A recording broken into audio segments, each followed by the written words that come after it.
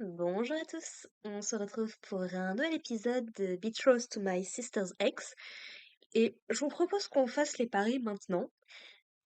Selon vous, est-ce que je vais arrêter de dire qu'ils sont adorables un moment dans une de mes reviews?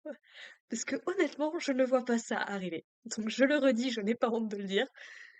Marie et Cyrus sont juste adorables ensemble. Ils se complètent tellement bien, ils sont là l'un pour l'autre. On aurait pu s'attendre à ce que ce soit principalement Cyrus qui soit là pour épauler Marie. C'est un petit peu comme ça que ça a été depuis le début de la série. Mais petit à petit, Marie commence à prendre de l'assurance et commence à défendre un petit peu l'honneur de Cyrus et à dévoiler de plus en plus ses propres sentiments et tout. Non, franchement, ils deviennent de plus en plus adorables que dans l'épisode 1. C'est quand même un truc de fou, quoi. Alors donc dans cet épisode, on va retrouver Marie donc avec le prince Lufion, qui était venu un petit peu la voir et qui avait plus ou moins bon, décidé de la kidnapper, je pense qu'on peut dire ça comme ça.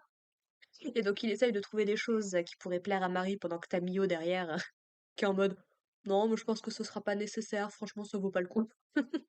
Donc il lui propose au début d'aller prendre une petite collation chez lui, donc il faut comprendre une réception, ce qui n'est absolument pas le truc de Marie. Faut dire qu'elle a probablement jamais eu trop l'habitude, l'occasion d'en profiter. Puis après, il va lui proposer d'aller voir des combats de chevaliers, parce qu'il y a un tournoi qui est organisé.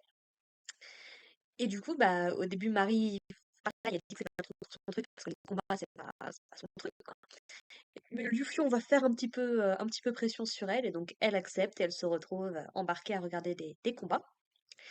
Et donc, on va observer les prouesses d'un certain mystérieux chevalier de en armure toute noire et tout.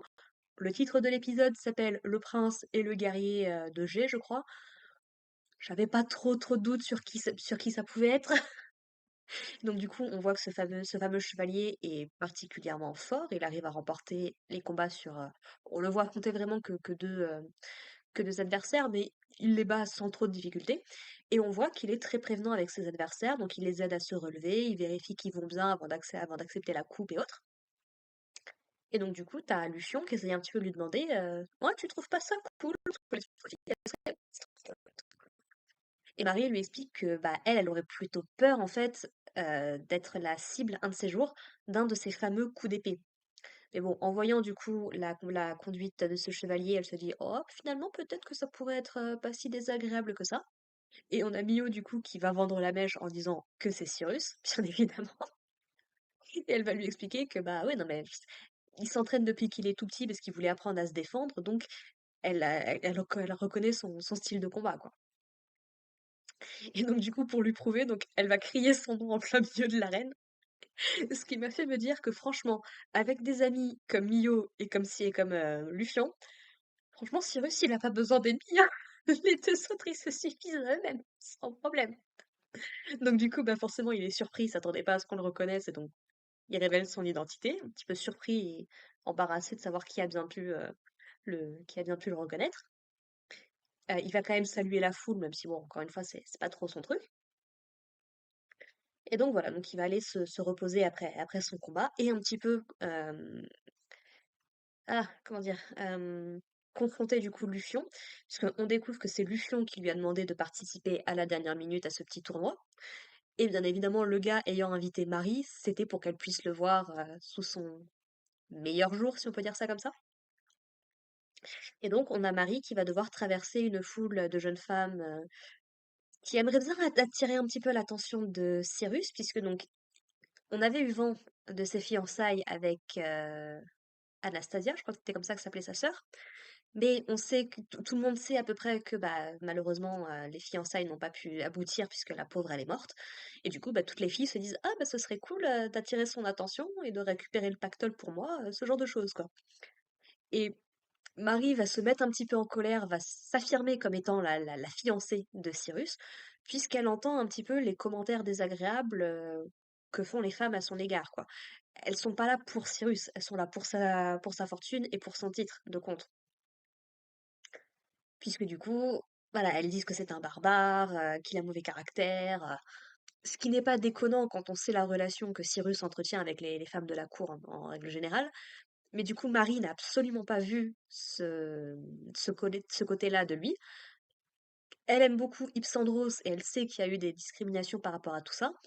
Donc voilà, elle est prête à défendre l'honneur de Cyrus, même si elle-même ne se sent pas à la hauteur de son prestige, en fait. Elle va littéralement dire, non mais son seul défaut, en fait, c'est que c'est de m'avoir moi comme fiancé, quoi. Donc il n'a pas de défaut. Et donc voilà, donc elle va s'affirmer, il va y avoir Mio qui va retenir un petit peu ses dames pendant elle va retrouver Cyrus. Cyrus qui est super surpris de la voir parce qu'il s'attendait vraiment pas à ce qu'elle soit là. Et puis qui se dit, ah là là, je commence à halluciner et tout, je vois Marie, c'est un truc de fou. Et il va comprendre du coup que c'est bien elle.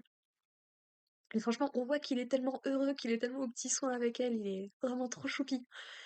Sauf que Lufion n'est pas nécessairement de cet avis-là, puisqu'il estime bah, que ce n'est que un mariage politique. Il précise notamment que Marie aurait probablement accepté n'importe qui, peu importe qui ça aurait été, ce qui n'est pas totalement faux, puisque bah, elle obéissait principalement aux ordres de son père, en fait. Si elle avait vraiment eu le choix d'elle-même, après, si elle avait eu le choix, est-ce qu'elle aurait eu la même vie qu'aujourd'hui? Ça fait poser d'autres questions pour le coup. Mais bref, il n'a pas totalement tort sur le principe, mais du coup, enfin, lui aussi, il fait des commentaires assez négatifs sur Marie. Et du coup, bah, on a Cyrus qui n'hésite pas un instant à venir la défendre et à notamment lui dire que bah voilà, il s'en fiche si elle ne l'aime pas. Lui, il est juste heureux de voir qu'il se rapproche petit à petit. C'est de elle qu'il est tombé amoureux à la base. C'est peut-être là aussi où les gens n'ont pas forcément toute l'histoire. Et du coup, ouais, il est prêt à foutre un pain à son meilleur ami juste pour défendre l'honneur de Marie, quoi. Faut quand même reconnaître que c'est Lufion qui l'a attaqué en premier. On a d'ailleurs Lufion qui nous avait raconté une petite histoire, l'histoire de leur rencontre en fait, quand ils étaient ensemble à l'école. Donc comme Lufion est un prince, c'est lui qui avait le grade le plus élevé. Cyrus l'a traité d'idiot. Lufion lui a mis un pain, Cyrus lui en a rendu. Et c'est comme ça qu'est née une grande amitié, aucun problème. Et donc ça recommence là à ce moment-là. Et du coup, c'est Lufion qui décide bah, de faire en sorte que le combat se déroule directement dans l'arène devant les yeux de tout le monde. Et du coup, bah voilà, on a Cyrus qui lui explique, qui explique à Marie bah, qu'il veut juste défendre son honneur.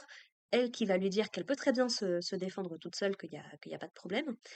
Par contre, que, à la rigueur, s'il peut défendre son honneur à lui, ça la dérange moins. Puisque du coup, Lufion l'a traité un petit peu de poule mouillée, parce que, a priori, jusqu'ici, il n'a jamais réussi à battre Lufion. Et du coup, Marie, ça l'a un petit peu énervée, donc elle lui dit non, non, mais allez le défoncer pour ça plutôt que pour moi, vous inquiétez pas, tout va bien. Et du coup, donc, il y va. J'aime bien parce que du coup, il lui dit tu me fais un petit bisou pour m'encourager et autres. Et voyant qu'elle est toute embarrassée, il lui dit bien évidemment que je rigole. Donc, il lui fait un petit baiser sur la main. En mode vraiment, il a tout d'un prince, ce mec, c'est impressionnant. Et du coup, donc, le combat se poursuit à l'extérieur. Ils sont globalement de force plutôt égales.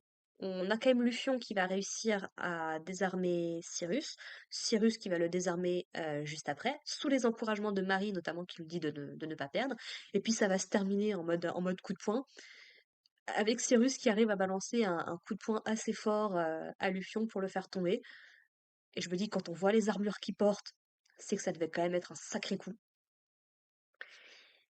Et donc du coup, voilà. Et puis donc après ça, donc il demande à Marie de descendre, il la prend dans ses bras et il présente à tout le monde du coup que c'est sa fiancée, que c'est avec elle qu'il peut continuer d'œuvrer pour le bien du royaume. Marie, bien évidemment, a un petit peu la trouille d'attirer l'attention de tout le monde, mais il lui dit t'inquiète pas, je serai là, c'est je laisserai personne te faire de mauvais commentaires. On apprend également de la part de Lufion donc que Ilsa et Anna ont été renvoyées. Il s'excuse d'ailleurs de les avoir recommandées à Cyrus sans connaître parfaitement leur caractère. Et puis donc voilà, ils échangent un petit peu à ce niveau-là. Et l'épisode du coup se termine sur une petite scène que j'ai trouvée toute choupie. C'est du coup Marie qui retourne devant l'étal d'épluchage de pommes pour du coup terminer ce qu'elle avait promis de faire, avec le gars qui est surpris et mais quand même heureux de la voir. Et on a Cyrus du coup qui l'accompagne et qui lui dit ah j'aime ça parce que du coup il pique la pomme de Marie et dans ma tête j'étais là non mais vous voulez pas lui laisser sa pomme à la pauvre fille sérieusement. Mais du coup, Cyrus lui dit que bah il aimerait bien essayer, donc du coup ils s'y mettent tous les deux. Il demande un petit peu des conseils à Marie pour savoir quelle est la meilleure façon d'éplucher les pommes. Elle nous explique bah, que comme elle avait pour habitude d'essayer de gâcher le moindre truc possible avec le peu de ressources qu'elle avait, bon bah elle commence à plutôt bien maîtriser l'art de l'épluchage. Et on a du coup Lufion qui continue à dire non mais de toute façon elle t'aime pas, tu deviens ridicule.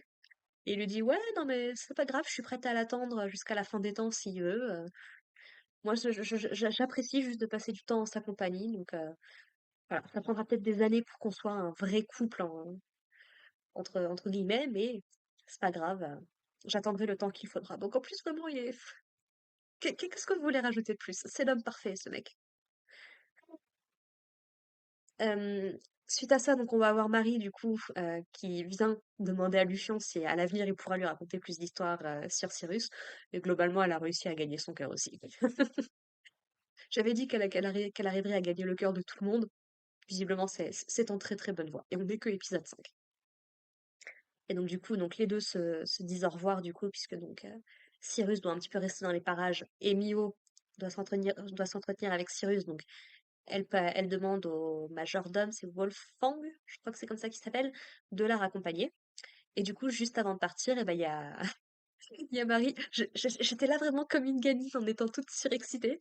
Et du coup, il y a Marie qui lui fait un bisou sur la joue avant de, avant de se retirer en étant toute embarrassée. Et Cyrus, il lui faut quelques secondes pour réagir et pour lui dire: «Attends, attends, Marie, est-ce que tu viens?» Et puis du coup, le carrosse s'en va. Et donc, ouais, non, franchement, ils sont trop pas. J'espère qu'on aura un vrai bisou sur la bouche. Je ne sais pas s'il y aura une suite, je ne sais pas où en est le matériau de base, mais ouais, non, quand même, ça serait plutôt. Je pense comprendre en fait pourquoi est-ce que les gens sont à fond dans les ships, dans les animés un peu qui sont pas forcément romances directement. Donc ouais, non, franchement, ils sont juste vraiment, vraiment adorables. Et l'épisode se conclut sur une scène qui, alors, peut être intéressante, mais j'ai peur que ce soit, je sais pas vraiment ce que ça va apporter au scénario, puisque donc on a Mio et Sylvester qui discutent ensemble, et apparemment, il existerait des preuves, des informations, des documents qui laisseraient à penser que les parents de Marie ne sont pas vraiment ses parents. Alors j'ai envie de dire quelque part, ça expliquerait certaines choses qui de la famille. Là où j'ai peur, c'est que du coup, comment expliquer ça? À l'heure actuelle, la série présente quelque chose qui malheureusement est encore très actuel, est encore très, très vrai, c'est-à-dire des parents qui maltraitent leur enfant. Si on fait de Marie une enfant qui n'est pas de leur sang, même s'ils l'ont élevée, on peut facilement partir dans un délire de ils s'en sont pris à elle parce que c'est pas leur gosse. Et du coup, ça enlève une dose de complexité pour moi à toute cette histoire. Donc, j'attends de voir. Est-ce que c'est juste pour nous vendre quelque chose? Est-ce que, est-ce que Marie a vraiment des parents qui ne sont pas ces sales bêtes? Peut-être. On, on verra du coup. En soi, si elle a d'autres parents qui sont prêts à l'accepter et autres, ça me pose pas de problème. Franchement, je lui souhaite la meilleure vie possible. Surtout si des parents sont encore en vie et qui peuvent l'accepter pour ce qu'elle est, ce serait plutôt pas mal. Mais bon, ça restera dans les épisodes à venir. Voilà, voilà, sur ce, bah écoutez, merci de m'avoir écouté. On se retrouve la semaine prochaine pour parler de l'épisode 6.